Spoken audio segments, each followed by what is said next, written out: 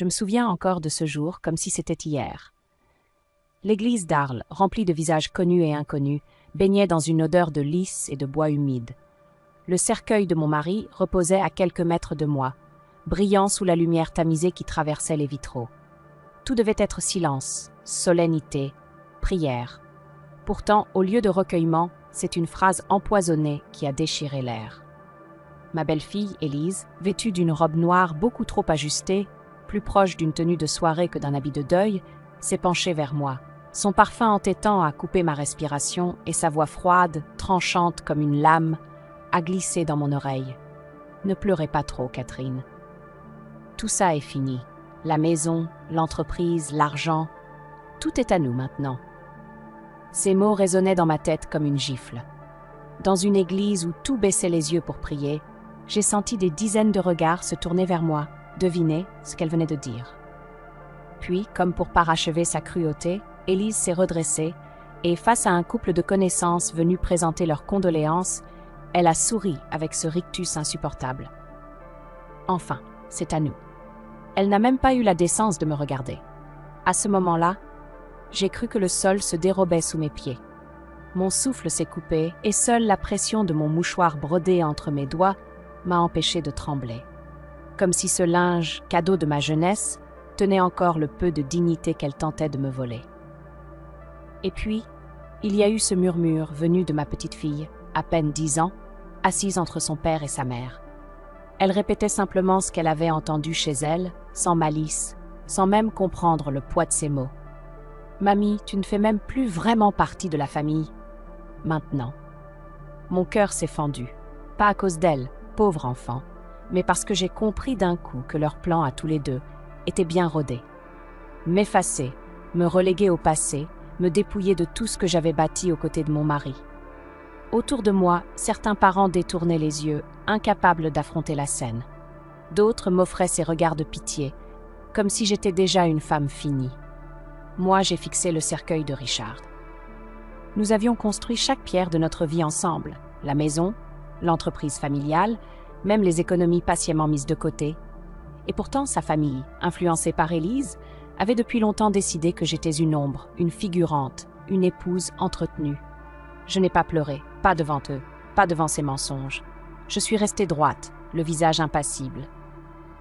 Mais en moi, un fil s'est rompu. Ce n'était pas seulement du chagrin, c'était une lucidité brutale. J'ai compris, à cet instant précis, que ce jour qu'il croyait être ma fin serait en réalité mon commencement. L'office s'est poursuivi, les paroles du prêtre se mélangeaient au goût métallique des fleurs trop sucrées. Les souvenirs racontés sur mon mari n'étaient que demi-vérités.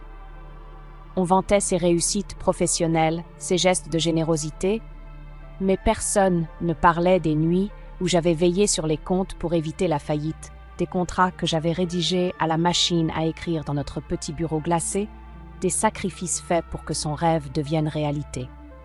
Élise me guettait du coin de l'œil, attendant que je craque, que je lui donne la victoire de mes larmes. Mais je suis restée silencieuse. Mon silence, ce jour-là, n'était pas une faiblesse. C'était une promesse. Je savais quelque chose qu'eux ignoraient. Avant de mourir, Richard m'avait tout confié. Le testament, signé et notarié quelques mois auparavant, plaçait entre mes mains l'intégralité de nos biens. La maison à Arles, les parts de l'entreprise et plus de 10 millions d'euros en liquidité. Un secret que je portais au creux de mon sac, bien protégé. Élise croyait m'avoir enterrée vivante, mais elle n'avait aucune idée que le sol sous ses pieds allait bientôt s'effondrer. Ce jour-là, au milieu des chuchotements et des regards lourds, j'ai senti naître en moi une force étrange. Pas celle de crier ou de répondre à la cruauté par la cruauté. Non, celle de préparer dans l'ombre, avec calme et précision, une justice silencieuse. Car il existe des humiliations qui ne s'oublient pas, et des blessures qu'aucune larme ne peut laver. Il existe des femmes qu'on croit effacées, mais qui se redressent et qui savent attendre leur heure. Et moi, à 70 ans, veuve dans une ville qui m'avait vu construire et sacrifier, j'ai décidé que je n'allais plus subir. Chers amis qui m'écoutez aujourd'hui, peut-être avez-vous connu des mots semblables, des regards qui blessent plus fort qu'une gifle. Peut-être avez-vous été jugé, rejeté, oubliée par ceux à qui vous avez tout donné. Si mon histoire résonne en vous, si elle réveille une douleur cachée, je vous invite à la partager en commentaire. Osez écrire vos blessures, vos silences trop longtemps gardés. Car parfois, mettre des mots sur la douleur, c'est déjà reprendre une part de sa dignité. Je n'ai pas toujours été cette femme silencieuse, tassée dans l'ombre par la condescendance des autres. J'ai été jeune, pleine de rêves, pleine d'une force qui ne se mesurait pas encore aux années. J'avais 24 ans quand j'ai rencontré Jacques dans une petite librairie du centre d'Arles. Lui venait chercher un registre pour sa nouvelle entreprise de matériaux de construction. Moi, j'étais déjà professeure de littérature au lycée. Nous avons échangé quelques mots sur un roman de Camus, et dans son regard, j'ai perçu ce mélange de témérité et d'espérance que seuls les hommes habités d'un rêve possèdent. 1 an plus tard, nous étions mariés, pas dans le faste ni les excès, mais dans la simplicité d'un amour partagé. Je n'ai pas hésité une seule seconde lorsqu'il m'a demandé de le rejoindre dans son aventure professionnelle. J'aimais enseigner, mais j'aimais encore plus l'idée de bâtir quelque chose à deux, de sentir nos mains travailler la même matière, d'unir nos forces pour construire une vie. Au début, nous n'avions presque rien. Un petit bureau aménagé dans une remise, une vieille machine à écrire qui s'enrayait tous les 2 jours, et un carnet de commandes famélique. Les hivers étaient rudes, le mistral sifflait sous les tuiles, et il nous arrivait de nous chauffer avec un poêle qui toussait plus qu'il ne réchauffait. Mais j'étais heureuse. Je tapais les contrats, je rédigeais les factures, je corrigeais ses lettres, je l'accompagnais au rendez-vous, lui présentais l'entreprise, moi je veillais à ce que chaque mot, chaque chiffre, chaque engagement soit solide. Il m'appelait toujours son pilier. Et c'est vrai, sans moi, les premiers mois n'auraient jamais tenu debout. Je me souviens d'une fois, quand un gros client menaçait de rompre le contrat parce qu'il doutait de notre solvabilité. Jacques était découragé, prêt à abandonner. C'est moi qui ai rédigé une lettre de garantie, contacté personnellement la banque et trouvé une solution de financement. Le client est resté, et ce fut le point de départ d'une ascension lente mais constante. Chaque succès, nous le fêtions à 2, parfois autour d'une simple soupe aux légumes, parfois d'un verre de vin acheté avec soin, et chaque difficulté, nous la traversions ensemble. J'ai même vendu ma bague de fiançailles 1 année, quand la trésorerie ne suffisait plus à payer nos ouvriers. Je ne l'ai jamais regretté. Le regard de Jacques ce soir-là, empli de gratitude et de respect, valait tous les diamants du monde. Puis, les années ont passé. L'entreprise s'est développée. Nous avons acheté une maison aux portes d'Arles, entourée d'oliviers et de pierres anciennes. Nos étés s'y déroulaient dans l'odeur du thym et du romarin, nos hivers dans la chaleur du feu de cheminée. Nous étions fiers, pas tant de l'argent que du chemin parcouru. Quand notre fils Paul est né, j'ai cru que le bonheur était complet. J'ai tout donné pour lui, comme j'avais tout donné pour l'entreprise. Je voulais qu'il ait l'enfance que je n'avais pas connue, sans privation, sans angoisse matérielle. Je travaillais le jour pour aider Jacques, et la nuit, je veillais sur son berceau. Chaque sourire de Paul était une victoire, chaque premier pas une promesse. À cette époque, la famille élargie de Jacques me respectait. Au fait, au repas de Noël, on parlait de nous, du couple que nous formions, de notre courage. On louait ma ténacité, mon calme, ma capacité à trouver des solutions. Mais peu à peu, les éloges se sont faits plus rares, remplacés par un récit nouveau, insidieux. Celui de Jacques, l'homme parti de rien, le visionnaire, le self-made man. Et moi, dans cette histoire, je devenais peu à peu la femme chanceuse d'avoir épousé un homme ambitieux. Au début, je n'y ai pas prêté attention. L'important, pensais-je, c'est que notre foyer tienne, que notre fils grandisse heureux. Mais j'ai senti la fissure grandir. Les gens oubliaient mes sacrifices, mes longues nuits d'insomnie, mes calculs griffonnés au crayon sur des carnets usés. Les années ont effacé mes efforts de la mémoire collective. Lorsque Paul a rencontré Élise, tout a basculé plus vite encore. Elle venait d'une famille aisée de Nîmes, habituée aux dîners mondains et aux contes bien garnis, belle, brillante, sûre d'elle. J'ai d'abord cru que ce serait une chance pour mon fils, qu'elle apporterait une stabilité, une modernité que nous n'avions pas connue. J'ai même ouvert les portes de l'entreprise, espérant qu'elle s'y investirait, qu'elle comprendrait d'où venait vraiment notre patrimoine. Mais très vite, j'ai entendu ses premières phrases venimeuses. Catherine, oh, elle a toujours été femme au foyer. Jacques a tout bâti seul. Elle le disait d'un ton léger, comme une anecdote. Mais c'était une falsification pure et simple de ma vie. Et un soir, à table, Paul lui-même a répété cette version. Papa a tout construit.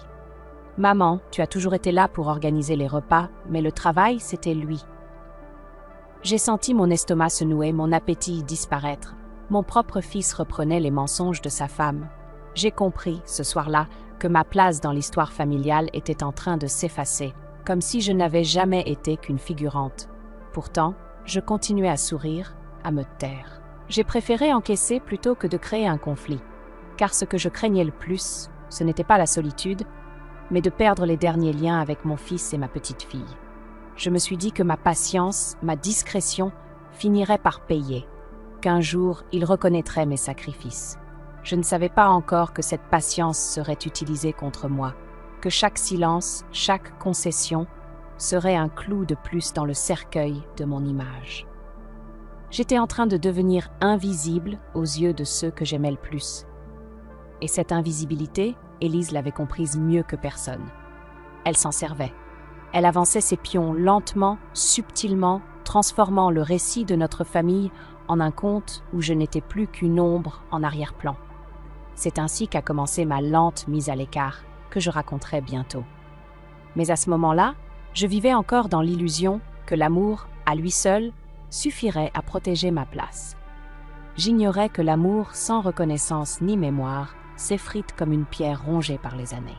Les premiers signes de rejet n'ont pas été des gifles franches, mais de petites piqûres quotidiennes, si fines qu'elles pouvaient presque passer pour des maladresses. Pourtant, à force de s'accumuler, elles m'ont marqué plus profondément que des coups. Je me rappelle un dimanche midi, peu après l'installation d'Élise et de Paul dans la grande maison familiale. J'étais assise à table, en boue, comme toujours, lorsque ma belle-fille a posé devant moi une assiette plus petite, dépareillée. Les autres avaient de la porcelaine blanche. Moi, j'avais un vieux service ébréché.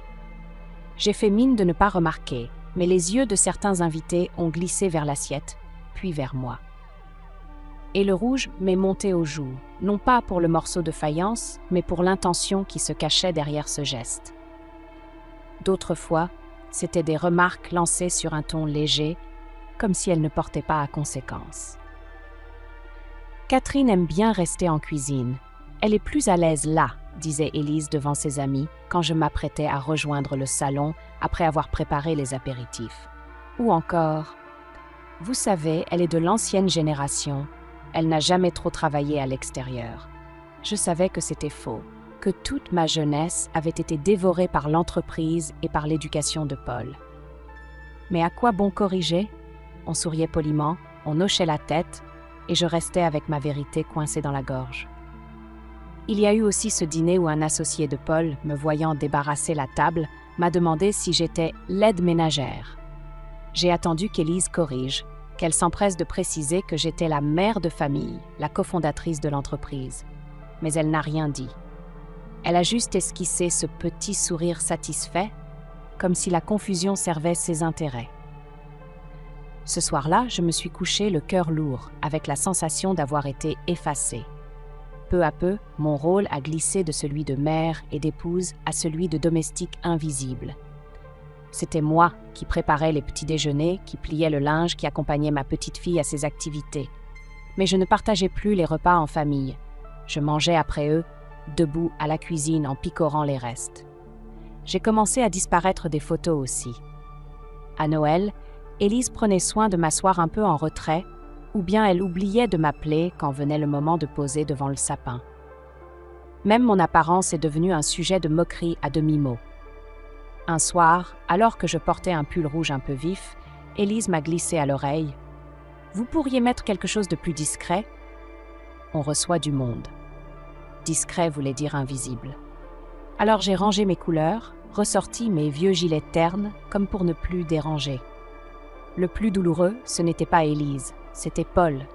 Lui qui m'avait tant aimé, qui m'appelait « maman chérie enfant », semblait adopter peu à peu le regard de sa femme. Quand elle faisait une remarque perfide, il ne disait rien. Parfois même, il opinait doucement, comme pour donner du crédit à ses paroles.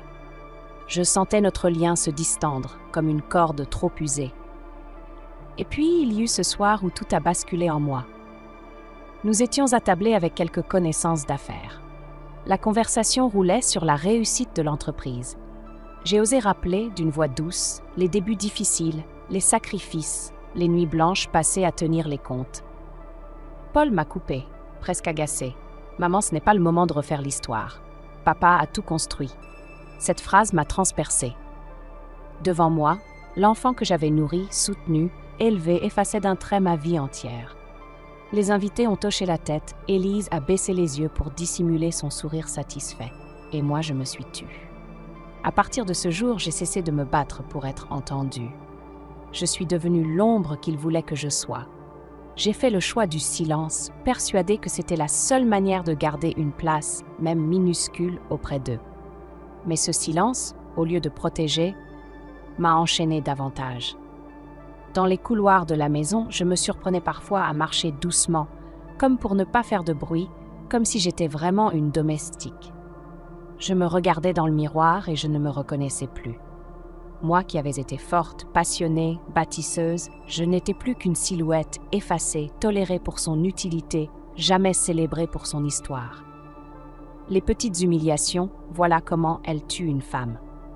Pas d'un coup, mais à petit feu. Elles m'ont rongée de l'intérieur, me faisant douter de ma valeur, me faisant croire, l'espace d'un instant, que peut-être ils avaient raison, que je n'étais rien de plus qu'une présence vieillissante dans leur vie. Mais au fond de moi, il restait une étincelle, une mémoire, une certitude que je n'étais pas qu'une ombre. Je ne savais pas encore que viendrait le jour où cette étincelle se transformerait en brasier. La goutte d'eau, celle qui a fait déborder le vase de mon silence, je m'en souviens avec une précision douloureuse. C'était un après-midi d'hiver, le mistral soufflait fort sur les toits d'Arles et la maison résonnait du claquement des volets. Paul était parti en déplacement et je gardais ma petite fille pendant qu'Élise recevait chez nous une amie de longue date. J'étais en train de plier du linge dans la buanderie quand j'ai entendu leur voix dans le salon. « Tu sais, » disait Élise en riant doucement, « dans quelques semaines, ce sera réglé. Tout passera à mon nom et à celui de Paul. Catherine ? Catherine ?» Elle n'aura plus rien. C'est écrit noir sur blanc. Un silence, puis un murmure complice de son amie. « Tu es sûre ? Il n'y a pas de risque ?» Et la réponse d'Élise, tranchante. « Le notaire est de notre côté. » Catherine est naïve, elle n'a rien vérifié depuis la mort de Jacques. On a fait préparer un document officiel, et dès que l'acte sera signé, la maison et les biens seront à nous. Elle pourra rester dans sa petite chambre si elle se tient tranquille. Sinon, elle partira en maison de retraite. Je me suis figée, les drapes encore dans les mains. J'avais beau m'y attendre, l'entendre si clairement m'a glacée. Ce n'était plus seulement des humiliations quotidiennes, des regards condescendants, des remarques venimeuses. C'était un plan réfléchi, organisé, destiné à m'évincer totalement de ma propre vie. J'ai attendu que son ami parte. Je suis montée dans ma chambre, j'ai ouvert mon vieux coffre en bois posé au pied de mon lit. À l'intérieur, soigneusement rangé, il y avait les papiers que Jacques et moi avions accumulés toutes ces années. Contrats, certificats de propriété, relevés bancaires. Et surtout, une enveloppe scellée que je n'avais pas ouverte depuis sa mort. C'était son testament, le vrai. Celui rédigé et signé chez le notaire quelques mois avant son départ. Mes mains tremblaient lorsque je l'ai sorti de l'enveloppe. Les mots dansaient sous mes yeux, mais leur sens était limpide. Jacques me laissait tout, la maison, les comptes, les parts de l'entreprise, 10 millions d'euros d'actifs placés sous ma seule autorité. À Paul et Élise, ils ne léguaient que des mots, l'espoir qu'ils apprennent un jour la valeur du respect. J'ai senti mes yeux se remplir de larmes. Pas de tristesse, non, d'un mélange de soulagement et de colère. Jacques n'avait jamais douté de moi. Il avait voulu me protéger même au-delà de la mort. Et eux, mes propres enfants par alliance, avaient osé falsifier les documents, trahir sa mémoire, me voler ma dignité. Je suis restée des heures, assise au bord du lit, le testament entre les mains. Tout s'éclairait soudain. Leur empressement à gérer les affaires, leur discussion à voix basse, leur volonté de m'isoler. Ils avaient bâti un mensonge en pensant que je n'aurais ni la force ni l'intelligence de m'y opposer. Cette nuit-là, je n'ai pas dormi. J'ai revu toute ma vie défiler. Les sacrifices, les longues heures passées à travailler dans l'ombre, les sourires de façade au repas de famille, les humiliations encaissées en silence. Et maintenant, cette trahison ultime, cette tentative d'effacement légal. Je me suis levée avant l'aube. Dans le miroir, mon visage semblait plus vieux que la veille, mais mes yeux brillaient d'une lumière nouvelle. Je savais que je ne pouvais plus me contenter d'encaisser. Si je me laissais faire, il me priverait de tout, de mon toit, de mon rôle, de mon identité même. Alors j'ai pris une décision. J'ai glissé le testament dans mon sac à main avec quelques autres papiers essentiels. Les titres de propriété, les relevés du compte joint, le contrat de mariage qui prouvait que l'entreprise avait été bâtie après notre union. Puis, je suis descendue dans la cuisine, j'ai préparé du café comme chaque matin, j'ai servi Élise avec un sourire paisible, comme si de rien n'était. Elle a cru que j'étais la même femme soumise et discrète qu'elle manipulait depuis des années. Mais à l'intérieur, quelque chose venait de se briser, ou plutôt de se réveiller. Ce jour-là, en repliant mes affaires, j'ai commencé à observer différemment. Chaque phrase, chaque geste d'Élise devenait une preuve de son mépris, une pièce supplémentaire dans le dossier que je bâtissais en silence. Je n'étais plus seulement une victime, je devenais spectatrice attentive, prête à agir. Le soir, en montant me coucher, j'ai croisé ma petite fille dans le couloir. Elle m'a lancé d'une voix innocente. « Maman dit que bientôt, tu n'auras plus besoin de t'occuper de la maison, que tu auras du temps libre. » J'ai caressé ses cheveux et j'ai souri doucement. Elle n'y était pour rien. Elle répétait seulement ce qu'elle entendait. Mais dans mon cœur, j'ai juré que jamais je ne la laisserais grandir dans le mensonge, que jamais je ne lui laisserais croire qu'on peut effacer une vie de dévouement comme on efface une ardoise. Ce soir-là, je me suis allongée dans mon lit, le testament posé sur ma table de chevet, et j'ai murmuré à voix basse comme pour moi-même, comme pour Jacques qui m'entendait peut-être encore. Ils croient m'avoir enterré, ils ne savent pas que c'est moi qui tiendrai l'appel. Je venais de comprendre une vérité essentielle. On peut m'humilier, on peut me faire taire, mais on ne peut pas m'effacer, pas tant que j'aurai la force de me battre. Et à partir de ce jour, je n'ai plus pensé en termes de survie. J'ai pensé en termes de revanche, une revanche silencieuse, calculée, légale, une revanche qui leur apprendrait, une fois pour toutes, que le respect est le seul héritage qui ne se vole pas. Les jours qui ont suivi furent les plus longs de ma vie. Mes nuits se déroulaient les yeux grands ouverts, fixant le plafond de ma chambre comme s'il pouvait m'apporter des réponses. J'entendais au loin le vent de l'accro siffler contre les volets et le silence de la maison, trop lourd, ne me laissait aucun répit. Je repassais dans ma tête chaque mot entendu, chaque regard échangé. La voix d'Élise me hantait. Elle n'aura plus rien. Et celle, plus douce mais tout aussi cruelle, de ma petite fille. « Mamie, tu ne fais plus vraiment partie de la famille. » Ces phrases tournaient en boucle, comme des lames invisibles me découpant de l'intérieur. Je me demandais parfois si je n'avais pas tout simplement intérêt à abandonner, à quitter la maison, à les laisser s'entre-déchirer pour ce patrimoine que j'avais contribué à bâtir. Après tout, j'étais fatiguée, veuve, vieillissante. N'était-ce pas plus simple de disparaître discrètement, d'aller louer un petit appartement au bord du Rhône et de vivre mes derniers jours dans la solitude? Mais aussitôt, une colère sourde se levait en moi. Abandonner, c'était leur donner raison. C'était piétiner la mémoire de Jacques, effacer 40 ans de labeur, de sacrifices, de nuits passées à sauver l'entreprise. Non, je ne pouvais pas. Je ne voulais pas. Alors je priais. Moi qui n'avais jamais été une femme très pieuse, je murmurais des mots simples chaque soir devant la petite croix posée sur ma table de chevet. Donne-moi la force de ne pas céder. Donne-moi le courage de défendre ma dignité. Et dans ces prières silencieuses, je sentais renaître une détermination oubliée. Peu à peu, mes insomnies se transformèrent en stratégie. J'ai commencé à noter des détails, à dresser des listes dans un petit carnet que je cachais au fond de mon armoire.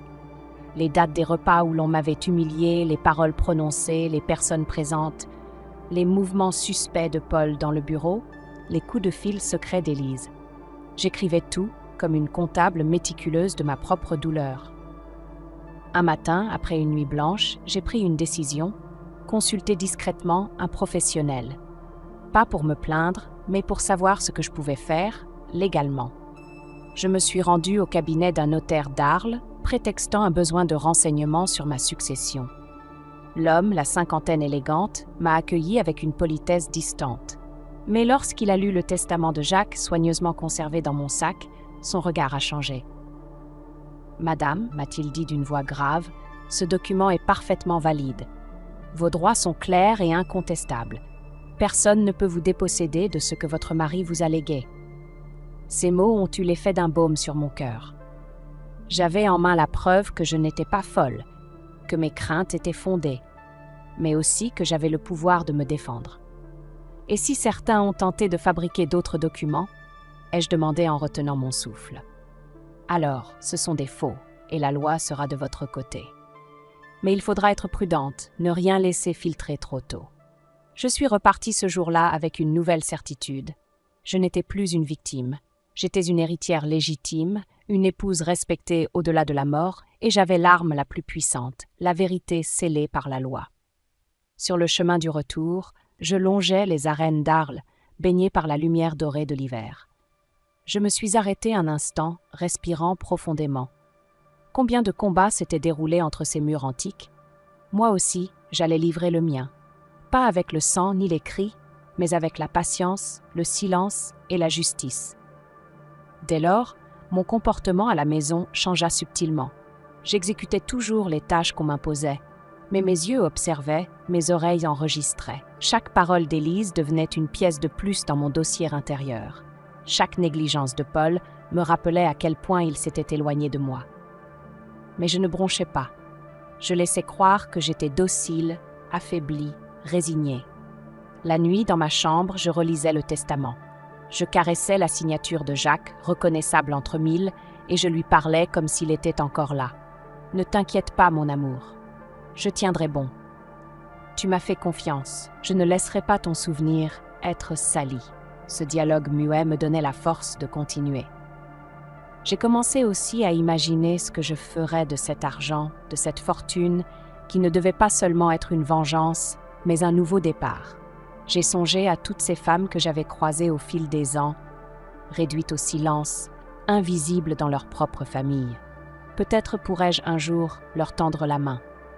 Mais chaque chose en son temps. Avant d'aider les autres, je devais d'abord sauver mon nom, mon histoire, ma dignité. À mesure que je construisais ce plan, ma peur se transformait en énergie.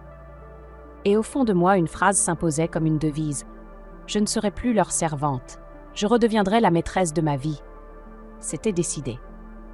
Bientôt, le piège qu'ils avaient tendu se retournerait contre eux. Et ils comprendraient enfin que la femme qu'ils croyaient effacée était en réalité celle qui détenait toutes les cartes. La préparation de ma revanche n'a pas été un élan de colère, mais un travail minutieux, froid, réfléchi. Comme on tisse une toile invisible, fil après fil, jusqu'à ce que la proie s'y enferme d'elle-même. Chaque matin, je descendais dans la cuisine comme si de rien n'était. Je préparais le café, je mettais la table, je souriais même parfois à Élise quand elle me demandait d'un ton sec de passer l'aspirateur ou de plier le linge. Elle croyait que j'étais toujours cette femme docile, effacée, reconnaissante, d'avoir encore une chambre sous son toit. Mais derrière mon calme apparent, je mettais tout en place. La première étape fut d'aller voir discrètement un autre notaire, à Avignon cette fois, pour ne pas éveiller de soupçons dans la ville. J'ai pris le train, j'ai marché d'un pas tranquille dans les ruelles bordées de platanes, comme une vieille dame partie faire ses emplettes. Mais dans mon sac, serré contre ma poitrine, se trouvaient les papiers les plus précieux de ma vie.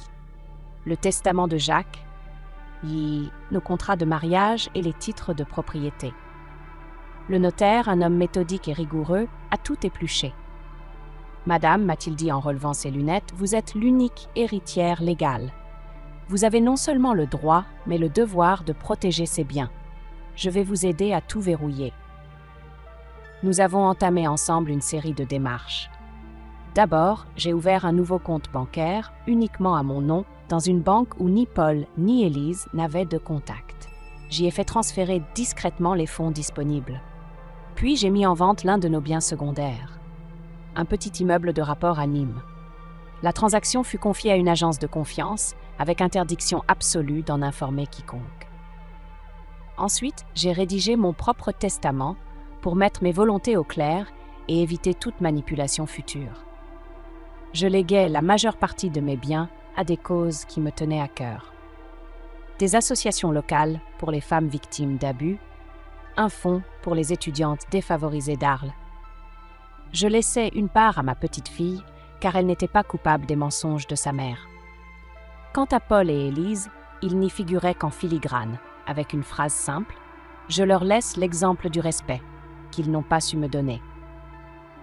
Je travaillais dans l'ombre, masquant mes allers-retours sous des prétextes banals. Une visite médicale, des courses, un rendez-vous à la banque pour vérifier mes petites économies. Ils ne se doutaient de rien. À la maison, je continuais à jouer mon rôle de femme effacée. Je préparais leurs repas, je riais même parfois aux plaisanteries de mauvais goût qu'Élise faisait à mon encontre. Mais dans mon esprit, chaque mot, chaque humiliation renforçait ma détermination. Un soir, alors que nous étions à table, Paul a lancé d'un ton mi-ironique, mi-distant.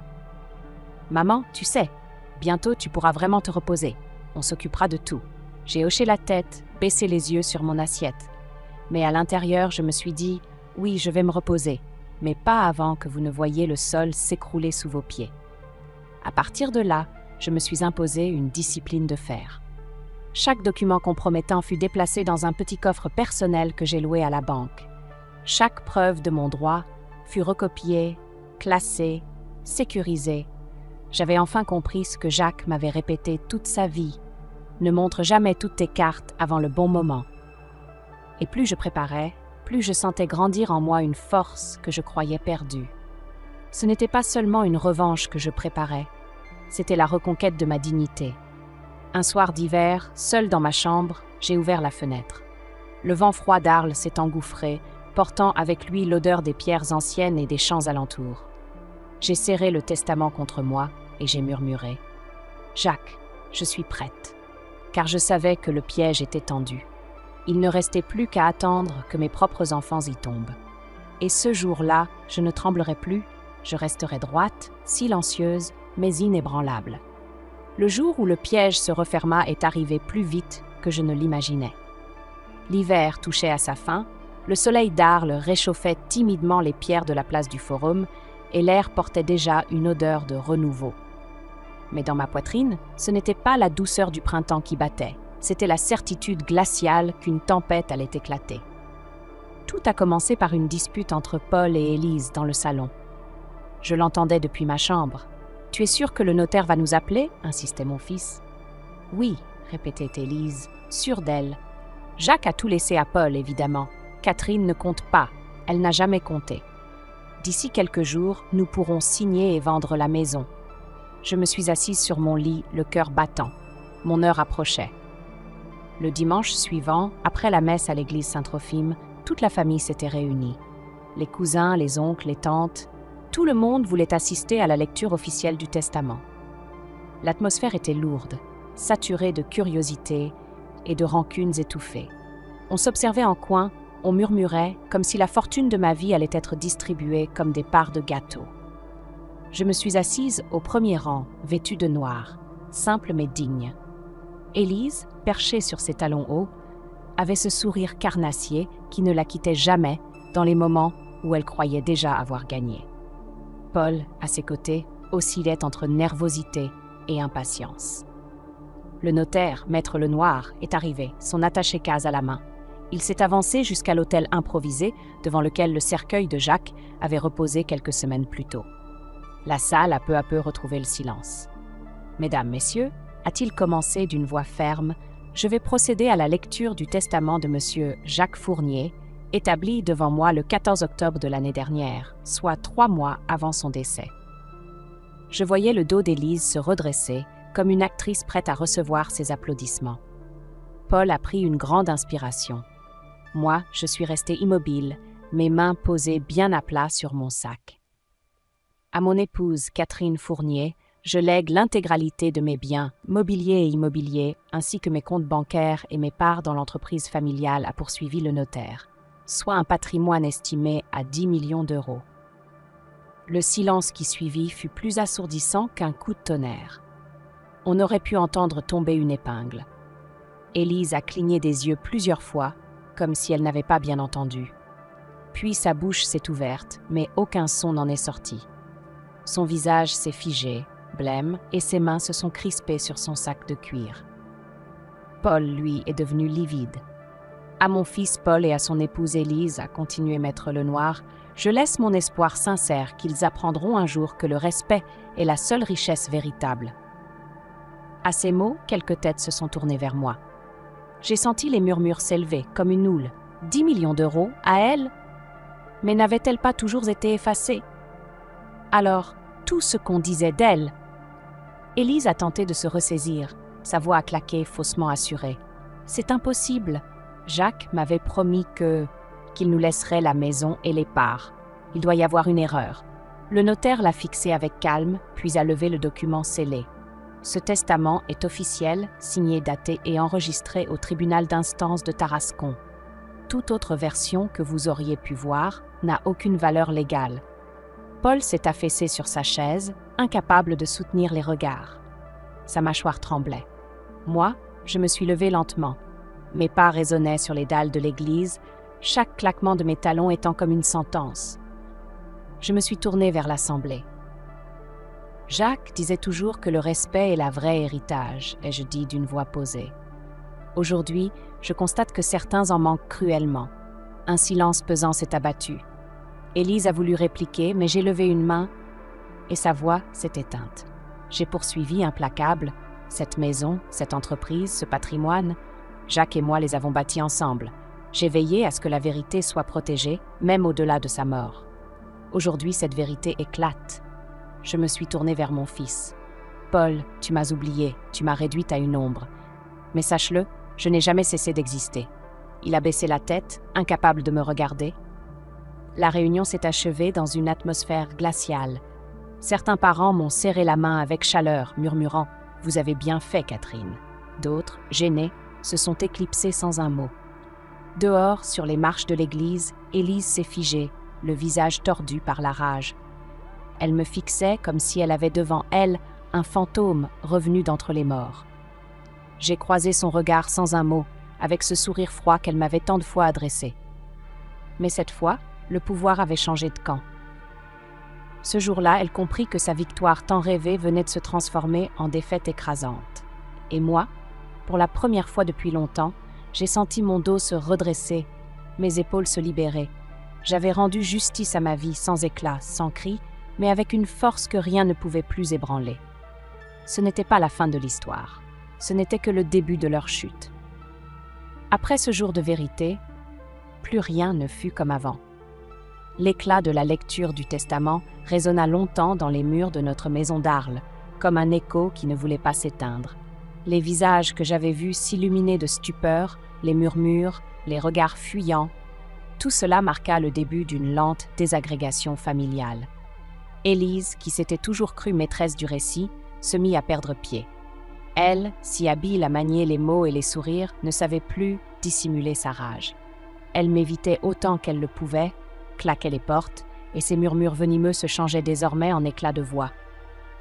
Mais ce n'étaient plus des attaques contre moi. Non. C'étaient des reproches lancés à Paul, des accusations incessantes. Tu aurais dû t'assurer que ton père avait changé ce maudit testament. Comment as-tu pu croire que cette vieille femme n'avait rien prévu? Paul, lui, s'enfonçait dans le silence. Son visage, marqué par l'humiliation publique, se fermait de jour en jour. J'entendais parfois ses pas lourds dans le couloir, ses soupirs étouffés derrière la porte de leur chambre. Il n'était plus l'homme sûr de lui qui se tenait à côté d'Élise lors des repas. C'était un fils honteux, coincé entre une épouse enragée et une mère qui l'avait méprisé trop tôt. Les disputes se multipliaient. Ma petite fille, elle, assistait à ce naufrage sans comprendre.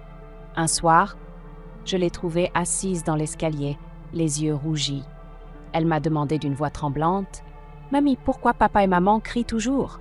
Je l'ai serrée dans mes bras sans répondre. Comment expliquer à un enfant que l'avidité et le mensonge détruisent plus sûrement qu'un incendie? Les cousins, les tantes, tous ceux qui avaient assisté à la scène à l'église commencèrent à se détacher d'eux. Les appels se faisaient rares, les invitations encore plus. Les anciens alliés d'Élise, séduits autrefois par son aplomb et son vernis social, se détournaient peu à peu, murmurant que cette histoire sentait mauvais. La honte s'était installée dans leur foyer et elle les rongeait plus sûrement que la pauvreté. Je restais, moi, à ma place, silencieuse mais ferme. Je continuais mes journées comme avant, préparer un café, arroser les plantes, marcher dans le jardin. Mais chaque geste avait désormais une saveur nouvelle. Je n'étais plus la servante invisible, je n'étais plus celle que l'on tolérait. J'étais l'héritière légitime, la gardienne de la mémoire de Jacques, et chacun dans cette maison le savait. Je voyais Élise se consumer. Elle, qui m'avait humiliée tant de fois, n'arrivait pas à supporter le regard des autres. Elle redoublait d'efforts pour sauver les apparences, mais ses rires sonnaient faux, ses réceptions perdaient leur éclat. Et bientôt, les vérités enfouies commencèrent à sortir. Une cousine, lors d'un dîner, osa dire à voix haute ce que beaucoup pensaient. Tout le monde savait que Catherine travaillait jour et nuit avec Jacques. Tu le nieras encore, Élise? Le silence qui suivit fut glaçant. Élise, incapable de répondre, s'était contentée de se lever de table et de quitter la pièce, son verre encore à la main. Chaque jour, je les voyais se rejeter la faute, se déchirer dans ce qu'il leur restait de complicité. Paul accusait Élise d'avoir attisé sa cupidité. Élise reprochait à Paul sa faiblesse, son manque de clairvoyance. Leur fille, prise au milieu de cette guerre froide, s'isolait de plus en plus. Je n'avais rien eu à faire pour provoquer cela. Le simple éclat de la vérité avait suffi à fissurer le vernis. Comme une maison bâtie sur du sable, leur union s'effondrait peu à peu. Et moi, je regardais ce désordre de loin, presque étrangère. Comme si ce chaos n'était plus le mien, comme si j'étais déjà ailleurs, dans une vie nouvelle que j'avais commencé à dessiner dans mes pensées. Car je savais qu'il me faudrait partir. Non pas par fuite, mais pour renaître. J'avais défendu ma dignité, j'avais protégé ce que Jacques m'avait laissé. Désormais, je devais choisir ce que je ferais du reste de ma vie. Chaque soir, en refermant les volets, j'observais la lumière du couchant sur les toits d'Arles. Et je me surprenais à rêver d'un autre horizon. La mer, peut-être, ou une petite maison entourée de lavande. Un lieu où le silence ne serait plus celui de l'humiliation, mais celui de la paix retrouvée. Le fracas de leur déchéance n'était plus mon affaire, j'avais eu ma justice. Le reste, c'était à eux de le porter. Moi, je n'étais déjà plus qu'une passante, témoin lointain de la ruine qu'ils avaient eux-mêmes semée. Je suis partie un matin de mai, quand les glycines couvraient encore les façades d'Arles de leur parfum sucré. La maison, malgré ses murs épais et ses volets bleus, ne m'appartenait plus dans mon cœur. Elle n'était plus qu'un champ de bataille, saturé de rancune, de cris et de silence glacial. J'avais eu ma victoire, j'avais protégé l'héritage de Jacques, j'avais mis au jour leur cupidité. Il était temps de me tourner vers autre chose. J'ai trouvé une petite maison blanche au bord de la mer, à Caril-Rouet, non loin de Marseille. Rien d'imposant, 2 pièces, un jardinet où poussaient déjà quelques rosiers sauvages et surtout une vue imprenable sur l'horizon. La première nuit que j'y ai passée, j'ai dormi la fenêtre entr'ouverte, bercée par le ressac des vagues et le cri des mouettes. Je me suis réveillée au petit matin, les draps encore tièdes, avec un sourire que je n'avais pas eu depuis des années. Ici, je n'étais plus la belle-mère tolérée, la veuve effacée, la domestique invisible. J'étais simplement Catherine. Une femme âgée, certes, mais libre. Libre de choisir mes heures, de décider si je voulais préparer un café ou marcher jusqu'au port pour en boire un sur la terrasse d'un bistrot. Libre d'ouvrir un livre et de m'y perdre sans qu'on m'interrompe pour un repas à servir. Libre de laisser mes vêtements colorés reprendre leur place dans mon armoire, sans craindre le regard critique d'Élise. Les premiers jours, je me suis promenée le long des calanques. Le vent marin emportait mes pensées lourdes. Chaque pas sur les sentiers escarpés était comme une mue. Je quittais derrière moi des années de servitude muette. J'ai commencé à parler aux voisins, des gens simples, pêcheurs, retraités, jeunes couples avec enfants. Personne ne connaissait mon histoire. Personne ne m'identifiait à travers le prisme déformant des rancunes familiales. Ils me voyaient telle que j'étais. Une femme souriante, polie, curieuse. Un soir, une voisine m'a invitée à partager un dîner. Nous avons mangé des sardines grillées, bu du vin rosé de cassis et ri comme si nous nous connaissions depuis toujours. Cela faisait si longtemps que je n'avais pas ressenti cette chaleur humaine sans arrière-pensée. Pas de sous-entendu, pas de regard lourd de jugement.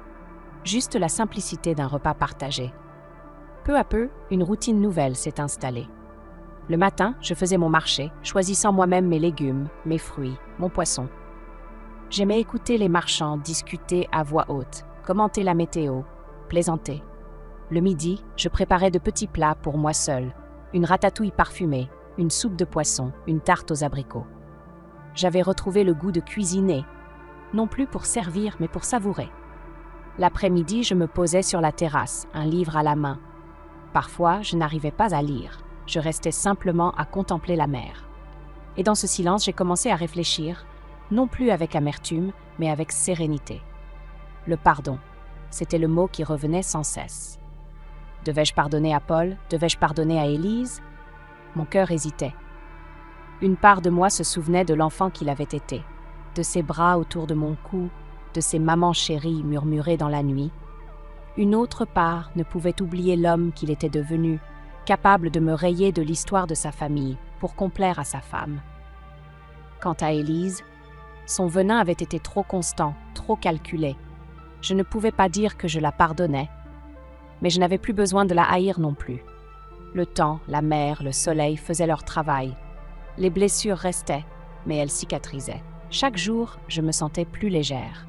Je me suis aussi rappelé la promesse que je m'étais faite, utiliser mon héritage non seulement pour moi, mais pour donner une voix à celle qu'on avait réduite au silence. Avec l'aide de mon notaire, j'ai mis en place une fondation, un fonds destiné à aider les femmes âgées en difficulté, celles que leur famille reléguait, celles qui, comme moi, avaient donné leur vie sans rien recevoir en retour. J'ai appelé ce projet « La Maison des Mères ». Lorsque j'ai signé les premiers documents, j'ai ressenti une joie profonde. L'argent que Jacques et moi avions amassé ne servirait pas à nourrir l'avidité d'Élise. Il deviendrait un tremplin pour d'autres femmes, un refuge, une revanche transmuée en espoir. Un matin, en marchant sur le port, j'ai croisé un vieil homme qui vendait ses filets. Nous avons parlé longuement. Il avait perdu sa femme quelques années plus tôt. Ses enfants vivaient loin et ne lui donnaient que rarement des nouvelles. Ses yeux se sont embués quand il a dit « Vous savez, madame, vieillir, c'est surtout apprendre à ne plus compter sur personne. » Je lui ai souri doucement. Pas toujours. Il y a des rencontres qui changent une vie. Il a baissé les yeux, ému, et j'ai compris que je n'étais pas la seule à porter ce fardeau.